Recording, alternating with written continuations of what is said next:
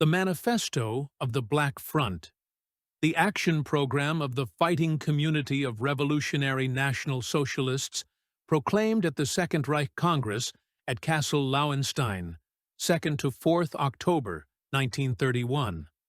Through tremendous crises, the system of liberalism dies.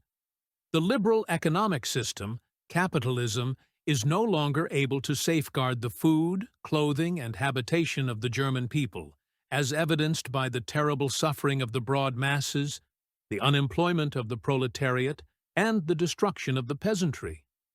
The liberal social and political order, the bourgeois class state and parliamentary democracy can no longer fulfill that organic union and uniform deployment of the strength of the German people, which removes internal instability and increases external performance to the highest possible extent, by which alone the attainment and assertion of national liberty is possible.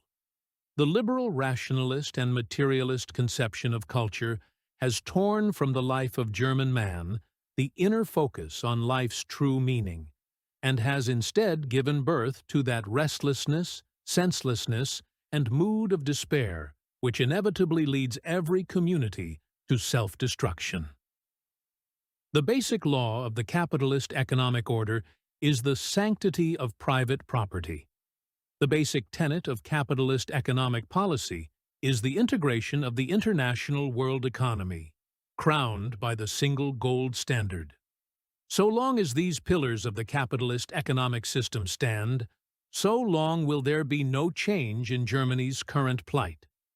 The essence of today's class system and of parliamentary democracy is that of the people's artificial stratification based on the power of money, creating a selective system in which profession and vocation are in conflict with each other in 97 out of 100 cases.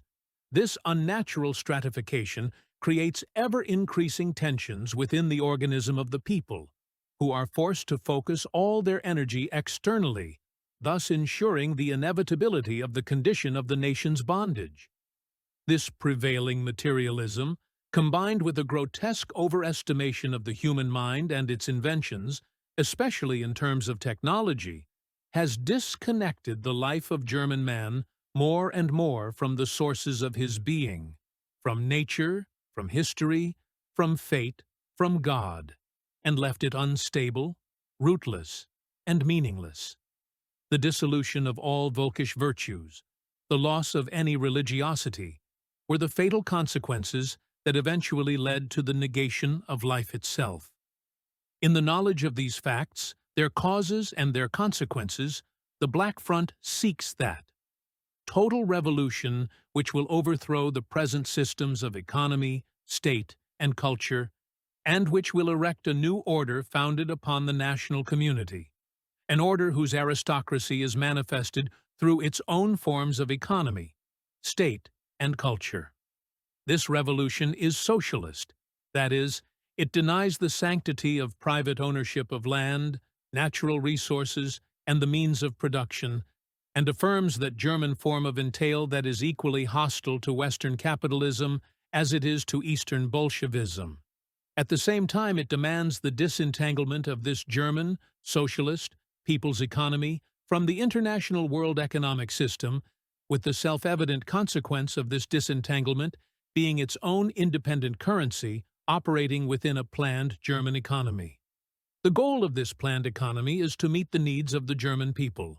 The realization of their needs requires the agrarianization of Germany, the resettlement of the population, autarkic self-sufficiency, and a state monopoly on foreign trade.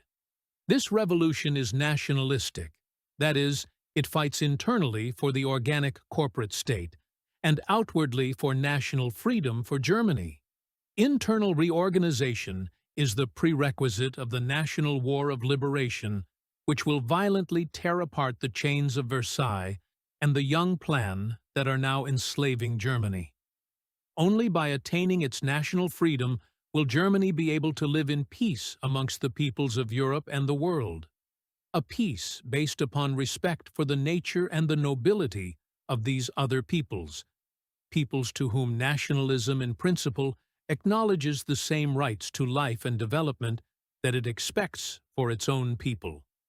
The internal constitution of this organic German state is to be based upon the self-government of free estates, that is, corporations, as far away from the fascist authoritarian state as it is from our present system of anonymous parliamentarism, and the only possible route towards a greater German Reich.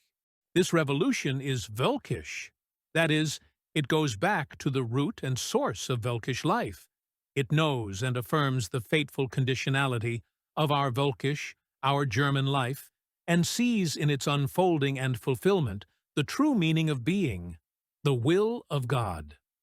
The revival of religiosity free of ecclesiastical dogmatism is as much a necessity to this revolution as it is a cheerful certainty, and its commitment to an idealistic worldview is a major component of its conservative nature. The Black Front thus avows itself to a German revolution that is economically socialist, politically nationalist, culturally Völkish, and it fights therefore with relentless severity against the fronts of the system, regardless of whether it is the black-white-red flag of conservative reaction or the black-red-gold flag of liberal reaction which flutters above them. The Black Front knows that their shared opposition to these fronts of reaction creates a kind of alliance between it and the Red Front, that front of the liberal revolution of 1918. But it realizes that this alliance will end on the day the system is overthrown, and then the struggle between black and red will determine the future shape of Germany. Deeply imbued with a belief in destiny, galvanized by the sacrificial deaths of the millions of victims of the Great War, of the Freikorps, and of those lost in the post-war turmoil, the Black Front vows to lead and win this fight so that Germany may live. Heil Germany!